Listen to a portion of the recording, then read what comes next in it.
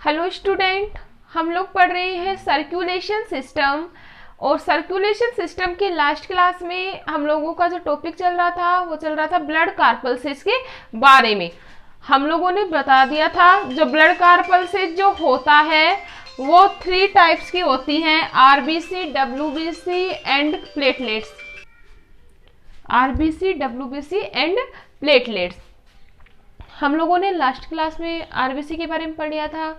WBC में हम लोगों ने बता दिया था कि जो डब्ल्यूबीसी होती है वो 2 टाइप्स की होती हैं, ग्रेनुलोसाइट्स एंड एग्रेनुलोसाइट। हम लोगों ने इन दोनों के बारे में जो मेजर डिफरेंस होता है वो भी पढ़ लिया था। जो ग्रेनुलोसाइट्स होती हैं उनमें क्या पाया जाता है, उनके साइटोप्लाज्म में कणिका में पदार्थ पाया जाता है। Due to this reason they are called granulocyte. इसके साथ ही साथ हम लोगों ने बता दिया था कि स्टेनिंग की दृष्टि से या अभिरंजन के आधार पर जो ग्रेनुलोसाइट्स जो डब्ल्यूबीसी होती हैं वो 3 टाइप्स की होती हैं, eosinophils, basophils and neutrophils.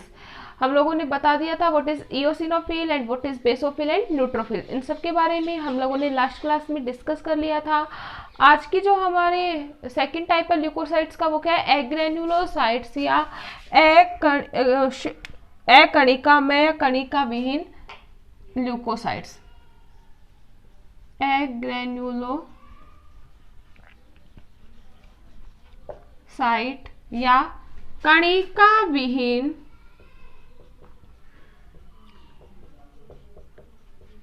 WBC या leukocytes. We all know that student, WBC को सेकंड लैंग्वेज में क्या बोला जाता है, ल्यूकोसाइट्स। जैसा कि नाम है एग्रेनुलोसाइट।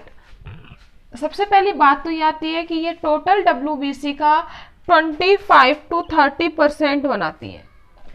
कितना भाग बनाती है भाई, संपूर्ण डब्ल्यूबीसी का 25 से जो 30% जो भाग होती है वो कौन निर्माण करती है भाई, एग्रेनुलोसाइट।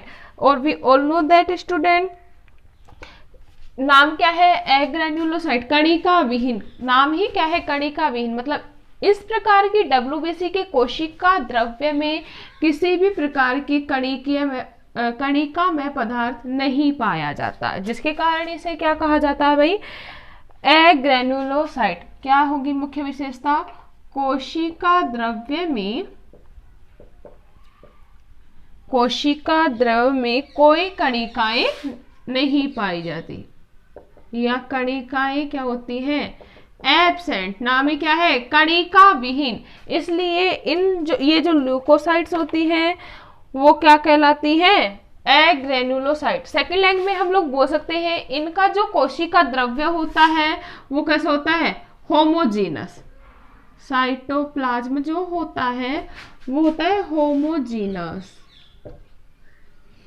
या समांगी। मतलब एक प्रकार का होता है, कोई कणिकाएं या और ऐसे पदार्थ प्रेजेंट नहीं होते हैं। नेक्स्ट अगर हम बात करें इनके न्यूक्लियस की, तो इनका जो न्यूक्लियस होता है वो मुख्य रूप से होता है किडनी शेप्ड का।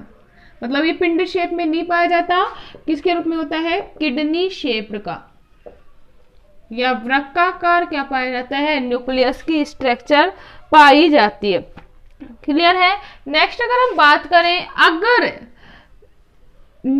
इस प्रकार की कार्पल्सेज में एक ही न्यूक्लियस प्रेजेंट हो, क्या प्रेजेंट हो, एक ही क्या हो भाई, एक ही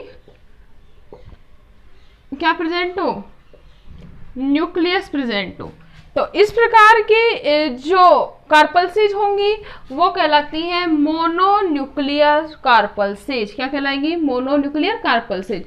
we all know that student, mono का मतलब क्या होता है, एक, न्यूक्लियर का मतलब न्यूक्लियस। मतलब इस प्रकार की जो कणिकाएं होती हैं उसमें कितना न्यूक्लियस प्रेजेंट होता है, एक न्यूक्लियस प्रेजेंट होता है, तो क्या कहलाती है, मोनोन्यूक्लियर कार्पल्सेज। नेक्स्ट अगर हम बात करें फॉर्मेशन की या एग्रेनुलोसाइट्स के फॉर्मेशन की, तो इनका जो निर्माण होता है वो होता है thymus, spleen and lymph gland से। किससे होता है भाई,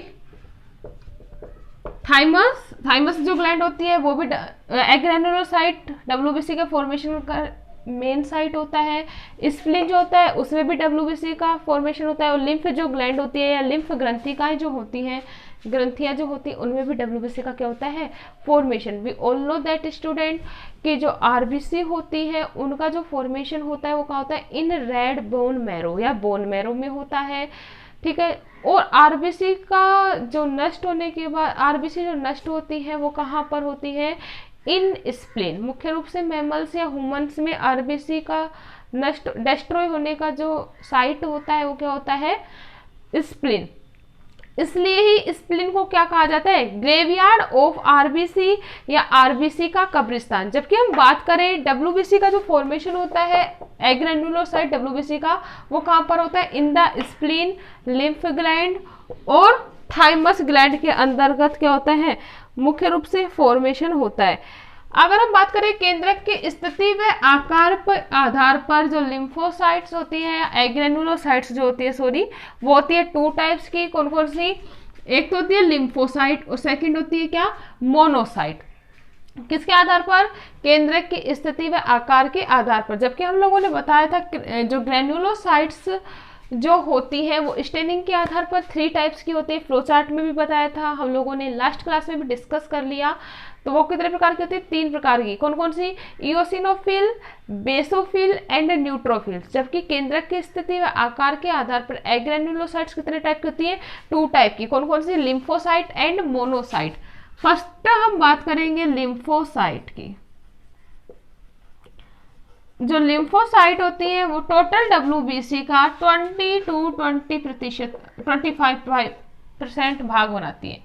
कितना बनाती है भाई, 20 to 25% भाग बनाती है। अगर हम बात करें इनके साइज की, तो इनका जो साइज होता है वो होता है 8 से 16 माइक्रोन।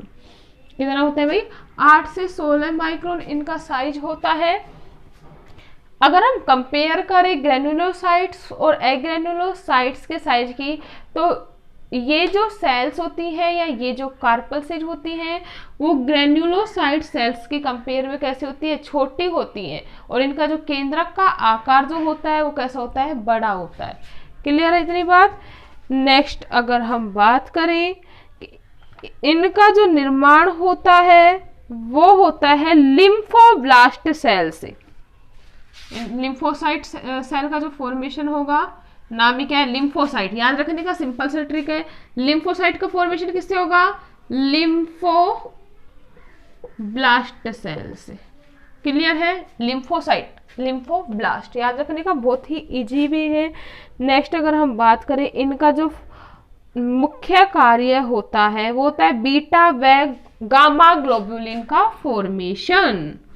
इसका जो फंक्शन होता है लिम्फोसाइट का वो क्या होता है, बीटा एंड गामा जो ग्लोब्यूलिन होता है, एक ग्लोब्यूलिन क्या है, प्रोटीन। बीटा व गामा ग्लोब्यूलिन का क्या करती है, फॉर्मेशन करने का जो कार्य किया जाता है वो किसके द्वारा किया जाता है भाई, लिम्फोसाइट सेल्स के द्वारा।